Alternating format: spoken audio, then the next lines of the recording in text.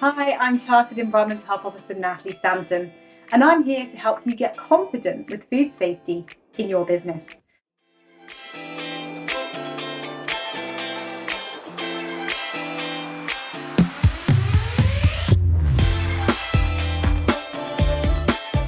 So let's get started. Today, I wanted to share with you 3 things that the Environmental Health Officer is likely to ask or check when it comes to your sanitizer or your antibacterial spray. Now, I've inspected many food businesses over the years, and I cannot believe how many of them or their staff cannot answer these 3 simple questions.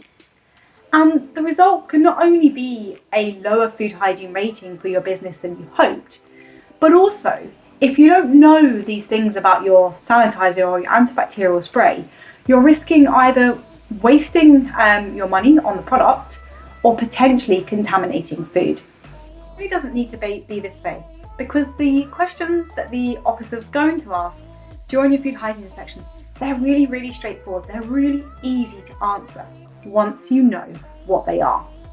Then you can go away, you can check them against the sanitizer or antibacterial spray that you're using in your business, and then you can brief your staff on these things as well. So when it comes to your food hygiene inspection, you and your staff are ready and prepared to answer these questions. So now let's look at each one. Now the first one is, does your sanitizer or your antibacterial spray comply with the relevant British standard? That's BSEN 1276 or BSEN 13697. You can normally find this information on the product label. However, if in doubt, do check with your supplier. Now, this is something that the Environmental Health Officer is very likely to check during your food hygiene inspection. So if you and your staff already know the answer to this, you can point the officer in the direction of the right information, so you can show them this information on the label of your sanitizer or your antibacterial spray, or you can have the information available from your supplier, and then they're going to be really impressed. Now the second thing is, what is the contact time for your sanitizer or antibacterial spray? And the EHO will expect you to know this, and then expect anyone in your business who is using the sanitizer or antibacterial spray to clean and disinfect surfaces to also know this. Now, contact time is how long does the product need to be on the surface to reduce bacteria down to a safe level. Because with these products, they're not instant. They do take time. They need time on the surface to work and reduce bacteria down to a safe level. The contact time does vary from product to product. So again, you should hopefully find this information on the product label. If you're not sure, do also check with your supplier.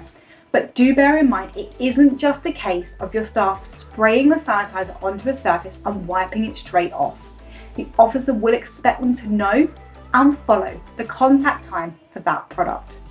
Now, the third thing that the officer is likely to check on your sanitizer or antibacterial spray is, first of all, does it need dilution?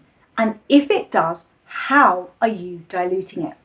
Now, this is really important, because if your sanitizer or antibacterial spray needs to be diluted and it's not being done correctly, then a couple of things could happen.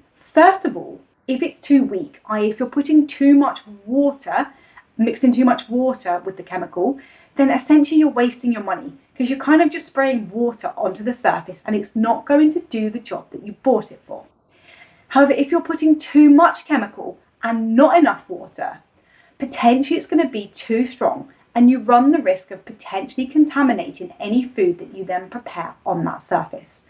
So if your product needs diluting, make sure you know how to dilute it, the concentration of chemical to water, and make sure anyone else in your business who is responsible for diluting the sanitizer, make sure they are also trained in how to do this properly. If you can confidently answer this question when the EHO asks it, or have the information readily available to show them, this is really going to give them a lot of confidence in how you're managing this aspect of food safety in your business.